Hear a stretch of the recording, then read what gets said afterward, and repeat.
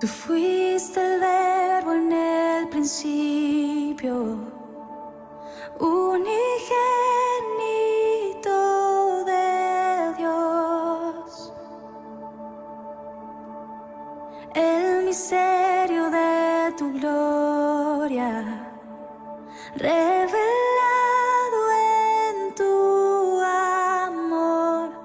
Cuán hermoso su nombre es, cuán hermoso su nombre es, el nombre de Jesús, mi Rey. Cuán hermoso su nombre es, nada se iguala a él.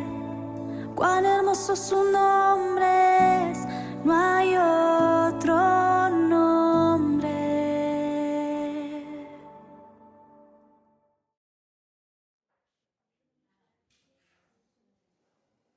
Buenos días, queridos hermanos. Como siempre, un honor para mí estar junto a ustedes compartiendo la palabra de nuestro Señor Jesucristo. También volver a mencionar que es importante que no tan solo se prepare el predicador, el liturgo, o aquellos que cantan, o aquellos que tienen alguna clase preparada, sino también es necesario que aquel que recibe la palabra venga también preparado para escuchar, pidiéndole al Señor que su palabra le hable para alentarlo y también convencerlo de pecados. Amén. Amén. Saludo también a Nicolás, que viene desde la quinta región, andaba por acá y aprovechó a visitarnos junto a... ¿Cómo se llama? Lincoyán. Que el Señor les bendiga, un gusto tenerlos por acá. Mis hermanos, seguimos en el Evangelio de Juan. Corresponde hoy el capítulo 9 y vamos a dar lectura a los versículos 1 al 12. Juan 9. Para los adolescentes que están tomando nota, Juan 9, capítulos 1 al 12.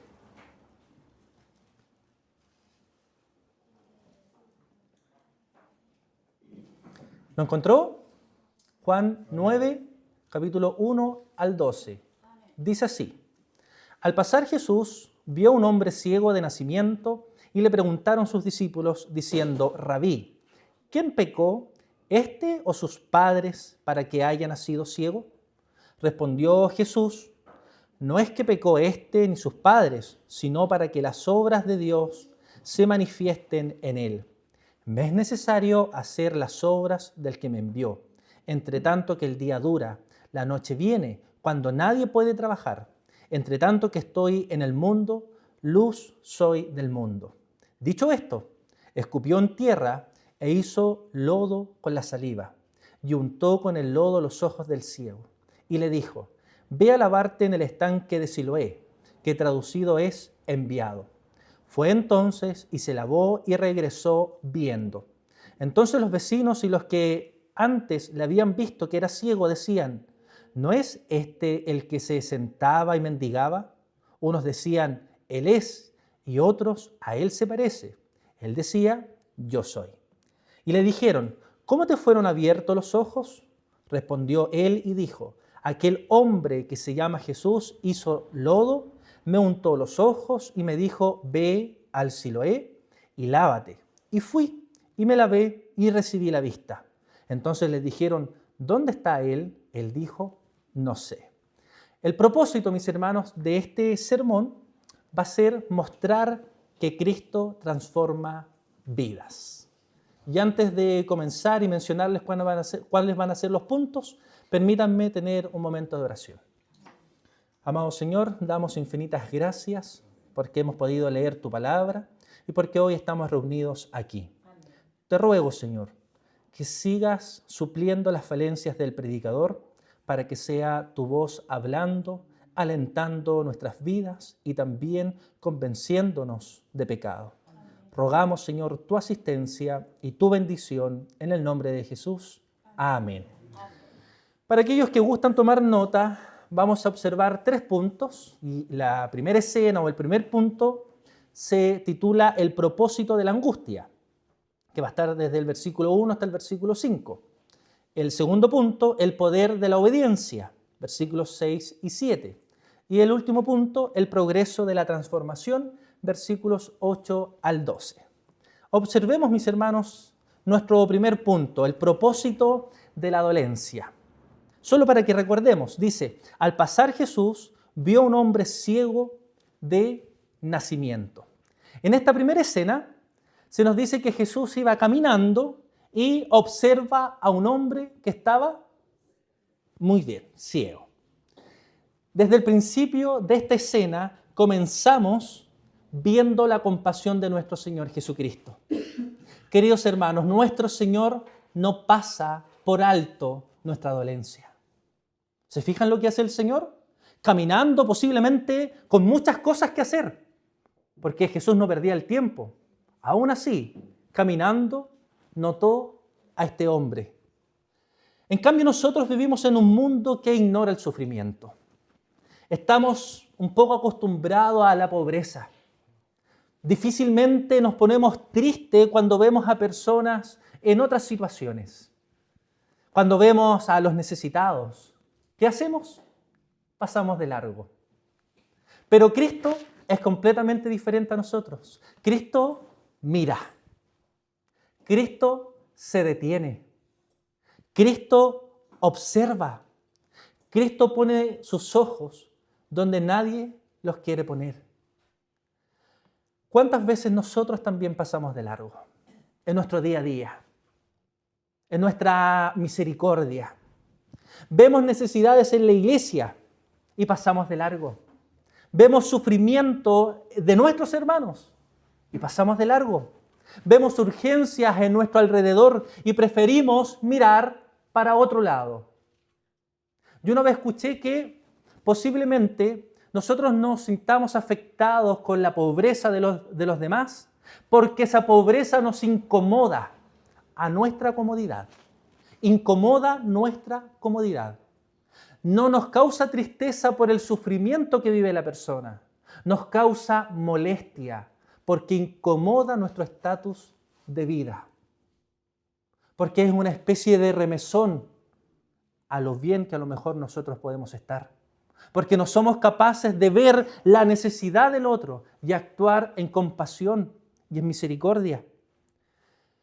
Cuidado, mis hermanos, porque un corazón indiferente no refleja el corazón de nuestro Señor Jesucristo.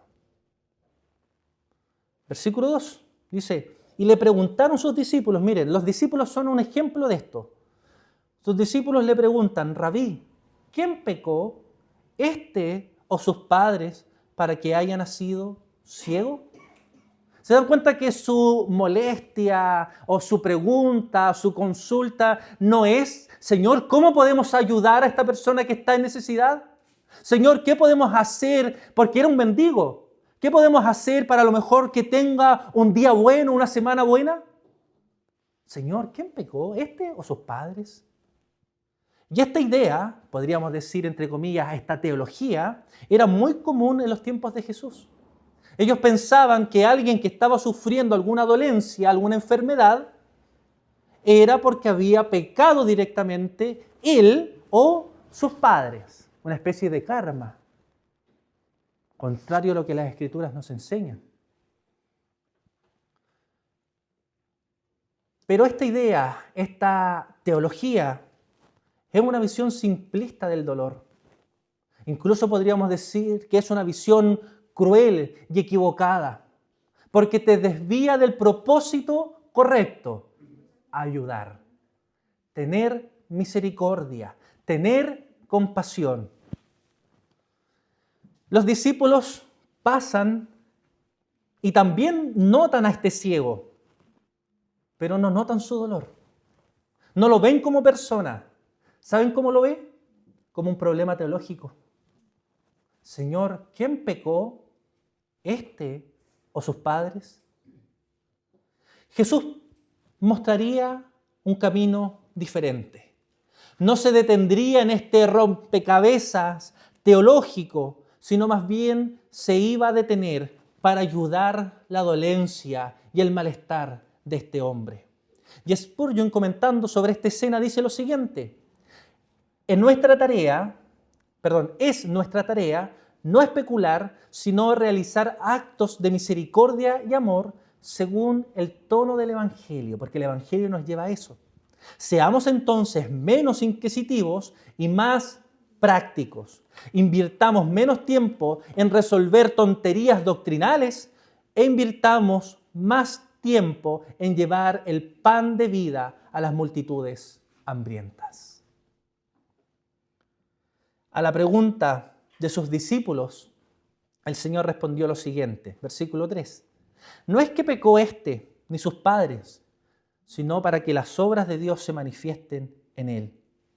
Si nosotros debiésemos mencionar alguna causa primaria de por qué este hombre estaba ciego o de los males que ocurren en este mundo, debemos apuntar al pecado original de Adán y de Eva. Sin embargo, en estos momentos Jesús no se detiene en el pasado. No era la idea, no era el propósito del Señor explicar la teología sobre esto, sino más bien Él se quería detener en el propósito de todo esto, ver el poder de nuestro Dios. Jesús no está negando con esto que el pecado produce sufrimiento en general. Vienen las enfermedades, la propia tierra se corrompió.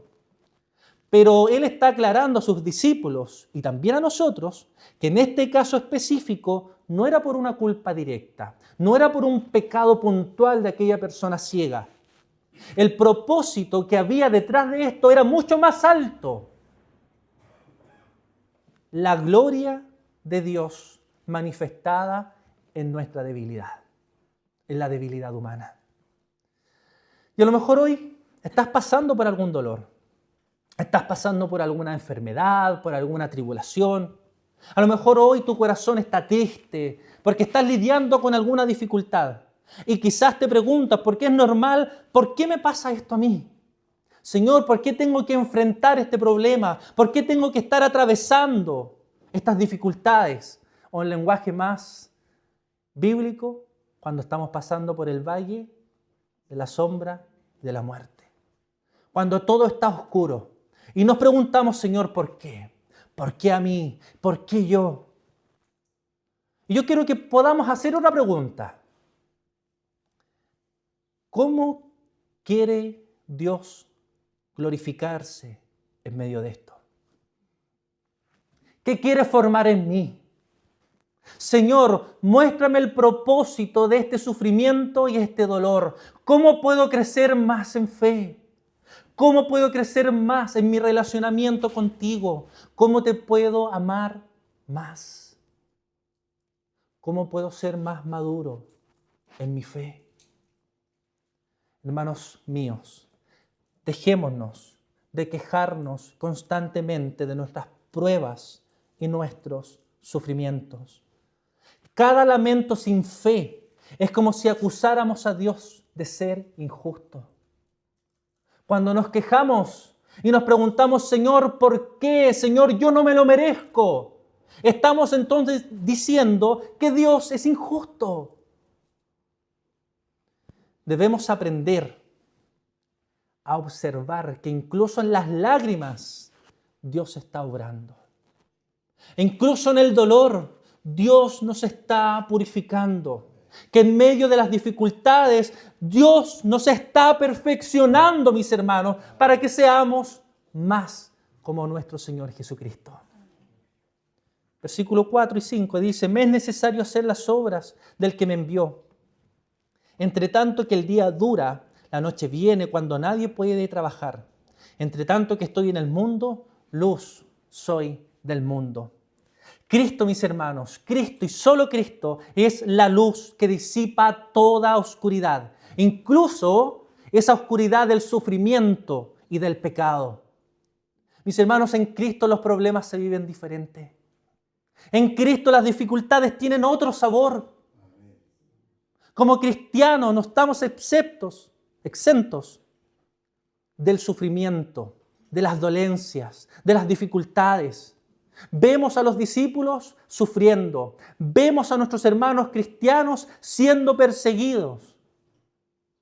Por ser cristiano no significa que los problemas no van a venir a tocar a nuestra puerta. Pero con Cristo todo se vive diferente. Con Cristo todo tiene otro sabor, todo tiene otro sentido.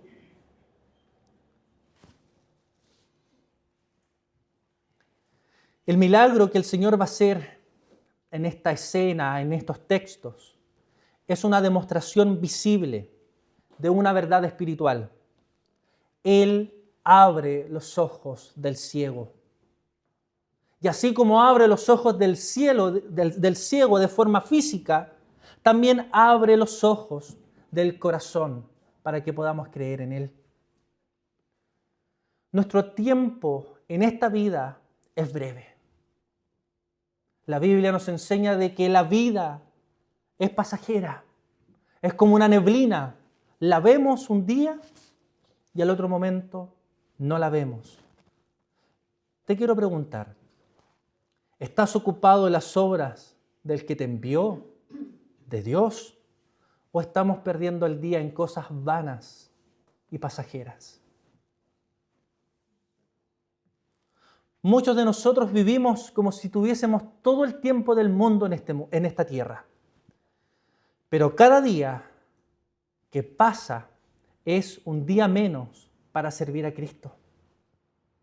Arrepintámonos entonces de nuestros pecados, de nuestras actitudes, porque el día se acaba. En esta escena hemos visto el propósito de la dolencia: glorificar a Dios en medio de tu dolor y tu dificultad. A continuación entonces veremos el poder de la obediencia. Versículo 6. Dicho esto, escupió en tierra e hizo lodo con la saliva y untó con el lodo los ojos del ciego. ¿Qué vemos en esta segunda escena? Vemos que Jesús escupe en tierra, hace lodo con su saliva y pone este lodo en los ojos del ciego. Y no sé si a ustedes les pasó, pero al leer este texto o al escucharlo, por lo menos yo me dije, ¿qué método más extraño? ¿O no? ¿A ustedes les gustaría ser sanados de esa forma? No creo, ¿cierto? Hay algo que debemos aclarar. No hay nada mágico en el lodo ni en la saliva.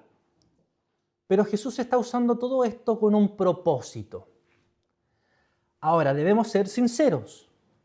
No sabemos por qué el Señor usa el lodo. Hay muchas teorías, pero no lo sabemos porque la Escritura no nos enseña nada sobre esto. Pero lo que sí sabemos, mis hermanos, es que nuestro Señor utilizó el método necesario para producir una fe verdadera y una obediencia genuina en este hombre.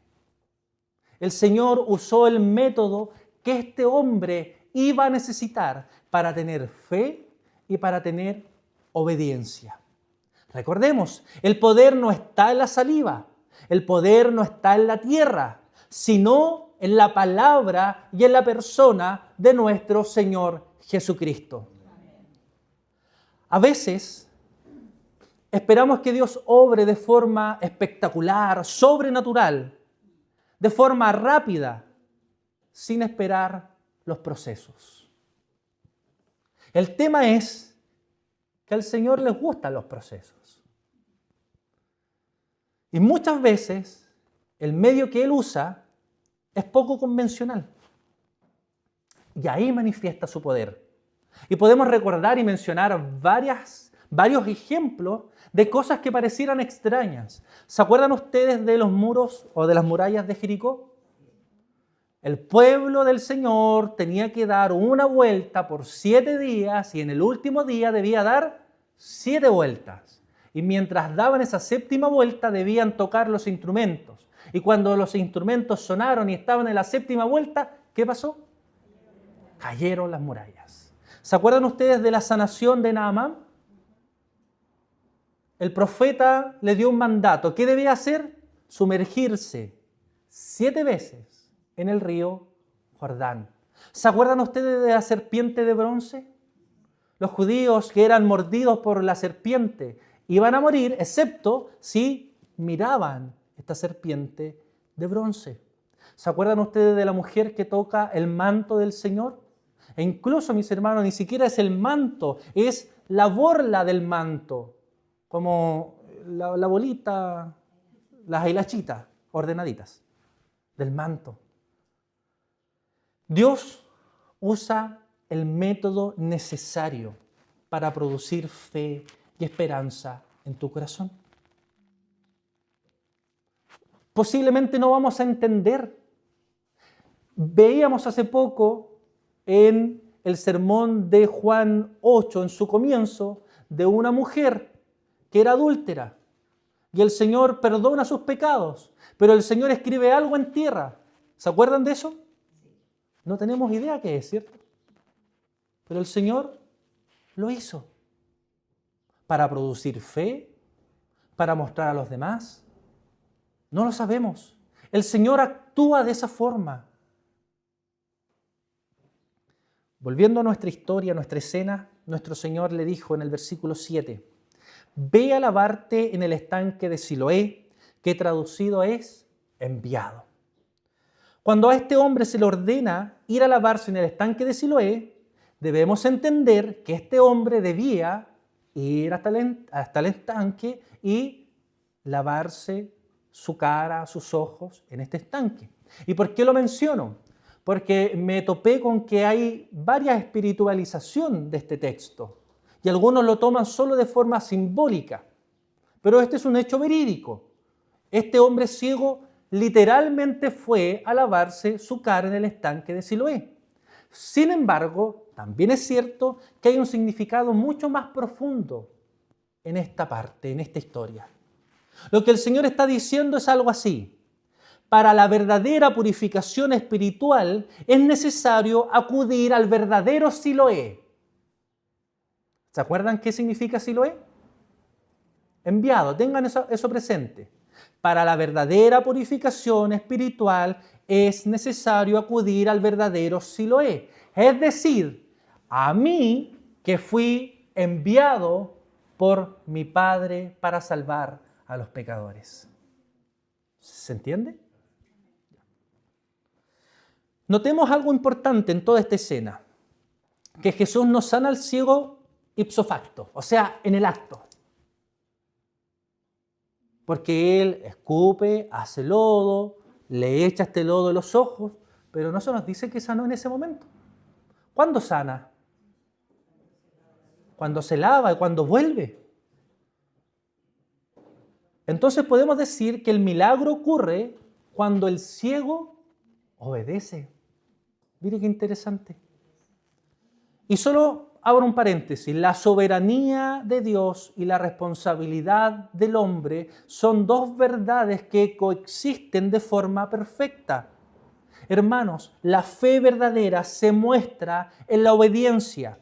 Incluso cuando no entendemos el porqué. Incluso cuando no entendemos por qué el Señor nos está haciendo pasar por esto. Debemos obedecer. Dios nos manda a creer. Dios nos manda a confiar. Dios nos manda a seguir su palabra. Y el milagro ocurre en el camino a la obediencia. Es así como al Señor le plació relacionarse con nosotros, mis hermanos. Él decreta, Él es el soberano, nada ocurre sin que fuese su voluntad. Pero para que las cosas ocurran, también nosotros debemos movernos, también nosotros debemos creer. Nosotros creemos a la predestinación, ¿cierto? Pero también somos mandados a predicar, a evangelizar, a proclamar nuestra fe, no a quedarnos sentados, porque existen los predestinados. ¿Cuántas iglesias quieren ver la gloria de Dios sin obedecer a Cristo? Quieren salvación sin arrepentimiento. Quieren bendición sin consagración. Quieren milagros sin sumisión. Pero el Señor sana, restaura, consuela en el camino de la obediencia. Mis hermanos, si nosotros no estamos relacionándonos con Dios, obedeciendo su palabra, no vamos a tener sanidad. no vamos a tener consuelo, no vamos a tener gozo, no vamos a tener paz, porque el Señor sana en medio de la obediencia, no en la comodidad de tu rebeldía. Recordemos qué hizo el ciego en nuestra historia. Fue entonces y se lavó y regresó viendo. Aquí hay 3 verbos. Fue, se lavó, regresó. La obediencia de este hombre dio paso a la transformación. ¿Y qué ocurrió? Sus ojos fueron abiertos por primera vez en su vida. Y esto, mis hermanos, toda esta escena es importante porque ¿qué estaba ocurriendo antes? En los capítulos anteriores que hemos estado viendo, a ver si se acuerdan. Había una fiesta. ¿Qué fiesta? La fiesta de los tabernáculos. Esta historia no está porque sí aquí, mis hermanos. Esta historia es un símbolo de algo más profundo. No es solo un milagro físico lo que ocurre aquí, es una señal espiritual. Jesús nos está mostrando que Él es el único que puede abrir los ojos del alma, que Él es el único que puede abrir los ojos del corazón, que Él es el único que puede abrir los ojos ciegos por el pecado, porque Él es el pan de vida y la luz del mundo. Ahora bien, si Cristo abrió tus ojos, ¿qué estás viendo ahora? ¿Ves el pecado como Dios lo ve? ¿Ves realmente la necesidad de la santidad en tu vida? ¿Ves la urgencia de la misión? De proclamar lo hermoso, lo bueno, lo extraordinario que es nuestro Señor. Abrir los ojos no es solo recibir bendición, es comenzar a ver todo bajo la luz de nuestro Señor Jesucristo. Es obedecer su palabra en toda nuestra vida. Y aquí debemos tener cuidado, porque muchos que dicen haber recibido esta vista espiritual siguen caminando como si estuvieran ciegos. Ven la palabra, pero no la obedecen. Ven la necesidad de la iglesia, pero no sirven. Ven la gloria de Cristo, pero siguen amando más al mundo. Y esta actitud es peor que una ceguera física. En esta escena, mis hermanos, observamos el poder de la obediencia en la palabra de nuestro Señor Jesucristo. Por último, veremos el progreso de la transformación. Versículos 8 y 9 dice: entonces los vecinos y los que antes le habían visto que era ciego decían: ¿no es este el que se sentaba y mendigaba? Unos decían: él es, y otros: a él se parece. Él decía: yo soy. En nuestra tercera escena vemos que este milagro es tan impactante que los vecinos, los demás judíos, no podían reconocer al ex ciego. Para ellos era impensable que este hombre marcado por la ceguera y por la pobreza ahora estaba caminando y viendo, porque era un pecador. Recuérdense de eso. Era tanto la extrañeza que algunos decían: parece que él es. Otros decían: no, más bien se parece. Y era tanta esta incertidumbre que el mismo hombre tiene que decir: no, crean, soy yo.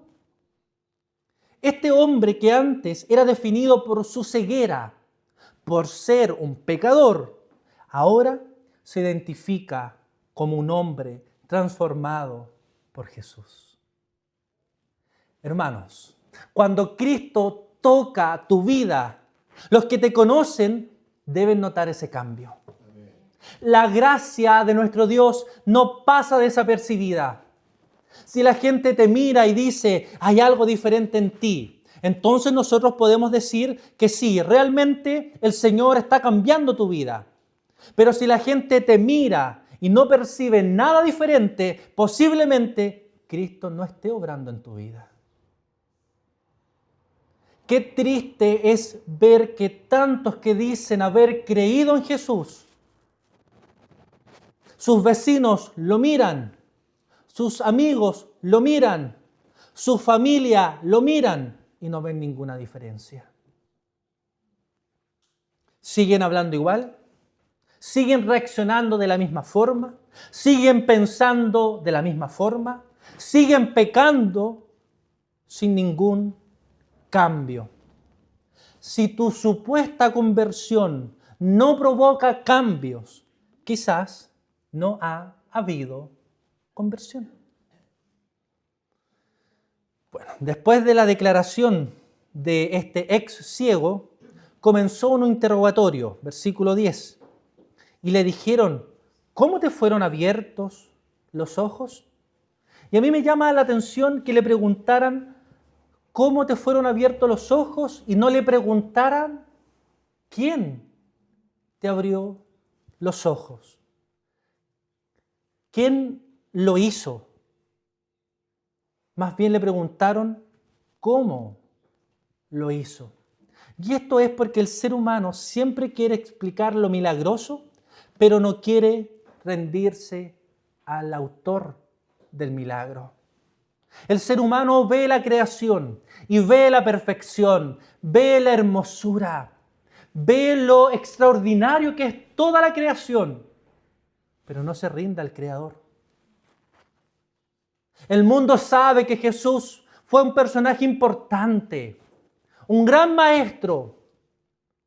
¡Qué persona más bonita! Pero no se rinde a sus pies.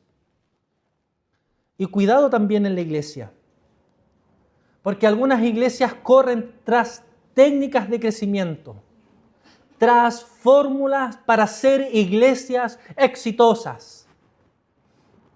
Y debido a esto ocupan métodos humanos, olvidando que la salvación y la transformación vienen de una sola fuente, nuestro Señor Jesucristo. El ex ciego respondió, versículo 11 en adelante, aquel hombre que se llama Jesús hizo lodo, me untó los ojos y me dijo, ve al Siloé y lávate. Y fui y me lavé y recibí la vista. Entonces le dijeron, ¿dónde está él? Él dijo, no lo sé.